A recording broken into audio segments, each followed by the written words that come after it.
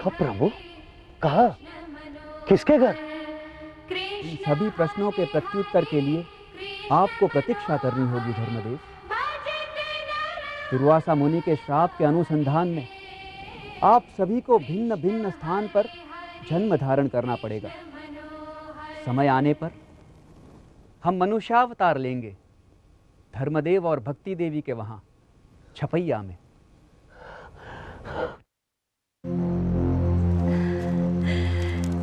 भले ही भगवान ने हमें कब प्रश्न के प्रत्युत्तर के लिए प्रतीक्षा करने को कहा है, वह तो हम कर ही रहे हैं, परंतु ये आश्वासन किसी भी आश्वासन से कम नहीं है कि भगवान स्वयं ही मनुष्यावतार धारण करने वाले हैं धर्मदेव और भक्ति देवी के वहां।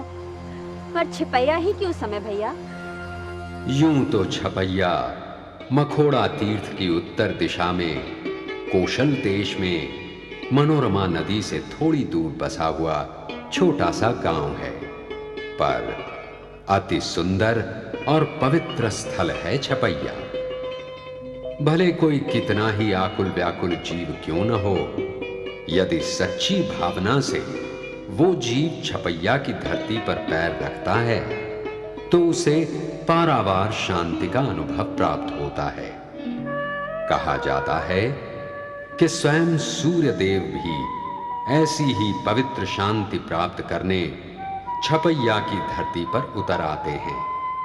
आह्लादक शांति और नयन रम्य सौंदर्य का मिलन स्थान है छपैया।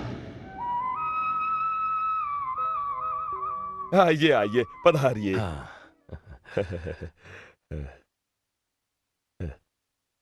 विराजिए। गोविंदाय नमो नमः।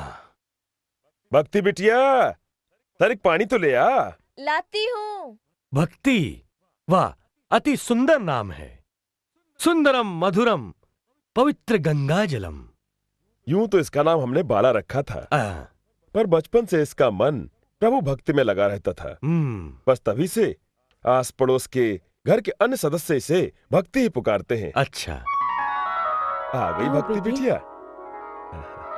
आओ बेटी, लीजिए। वाह, क्या तेज है। तेजो असी तेजोमयी देई, नमस्तुभ्यम नमस्तुभ्यम नमस्तुभ्यम। भूदेव, ये आप क्या कर रहे हैं? आप तो हमारे वंदनीय हैं, पूजनीय हैं। प्रणाम करके आप हमारी बिटिया को पाप में ढकेल रहे हैं। जजमान, आपकी पुत्री तो साक्षात भक्ति का रूप है, और भक्ति की शक्ति के आगे तो भगवान भी नतमस्तक है, और मैं तो मात्र भूदेव हूं। पर हमें तो चिंता लगी है शिवराम जी। चिंता? कैसी चिंता?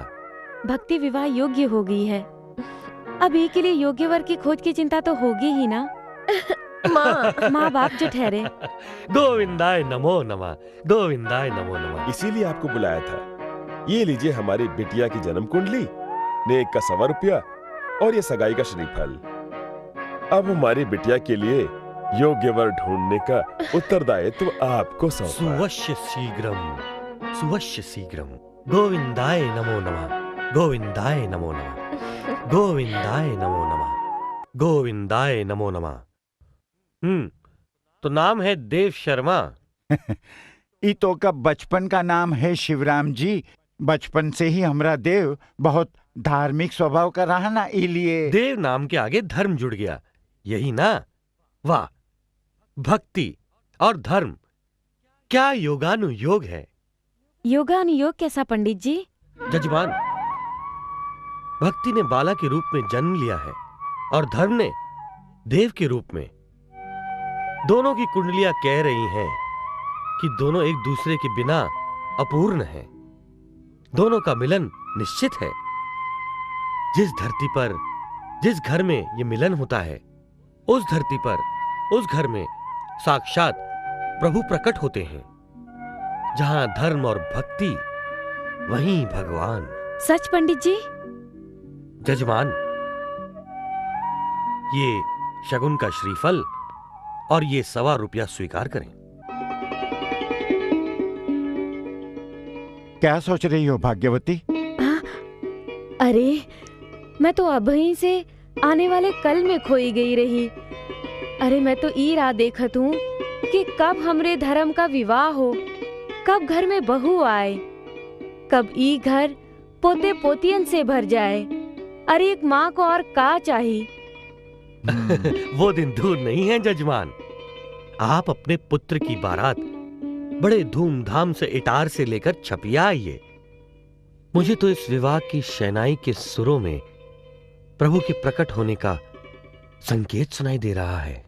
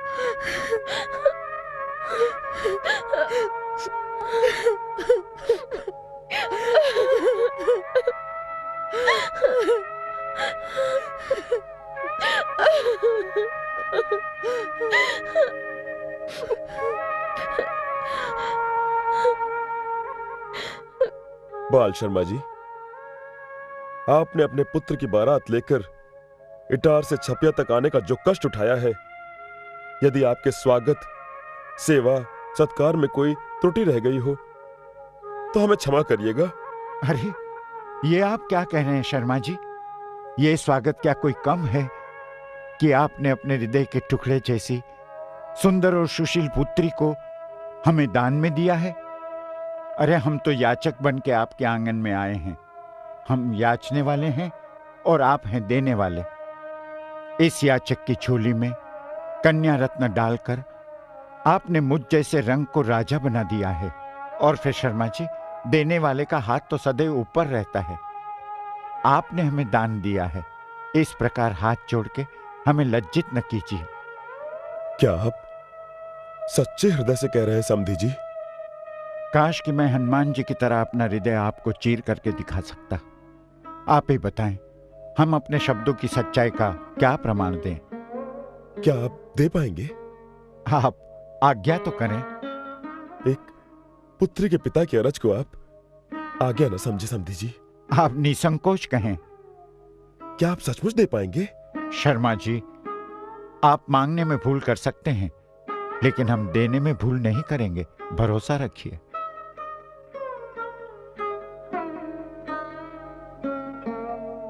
अब आपका पुत्र हमारा जवाई हुआ, आप अपना पुत्र हमें दे दे।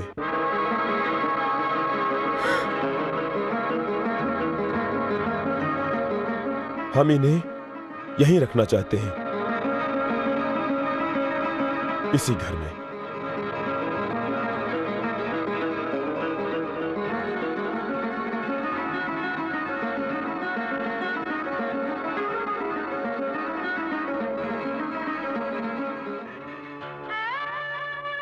धर्मदेव,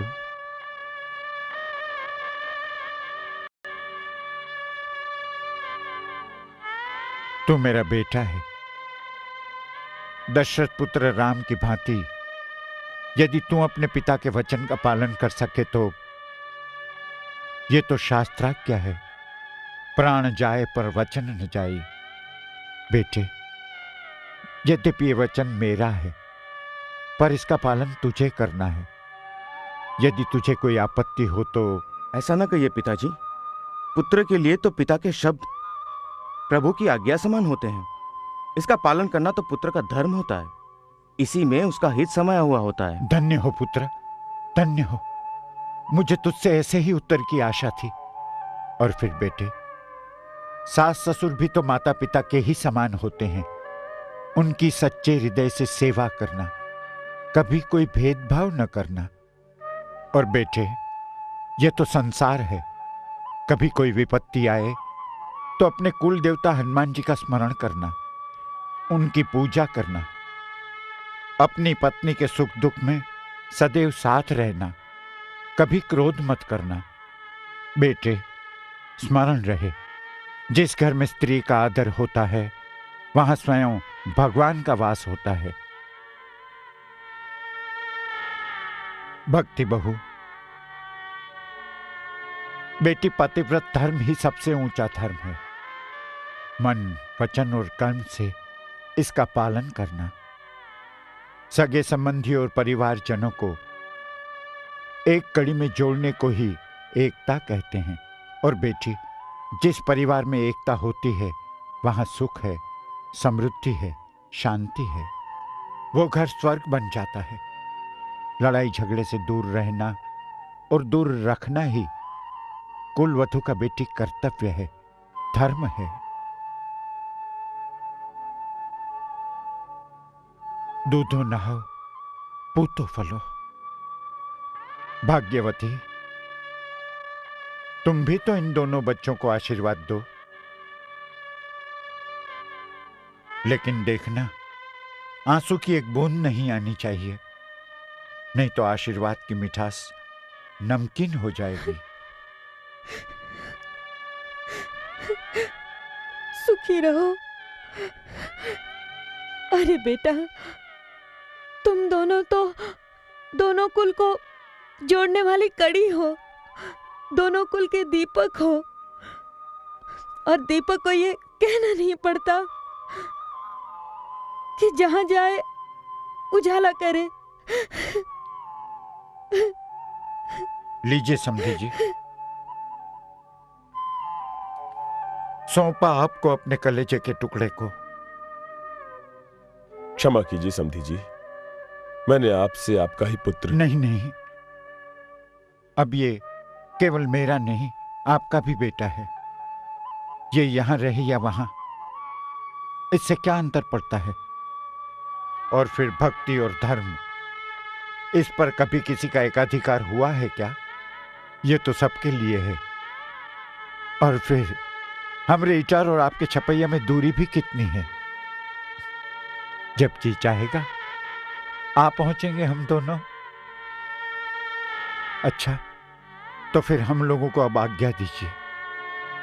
चलो भाग्यवती, खुश रहो।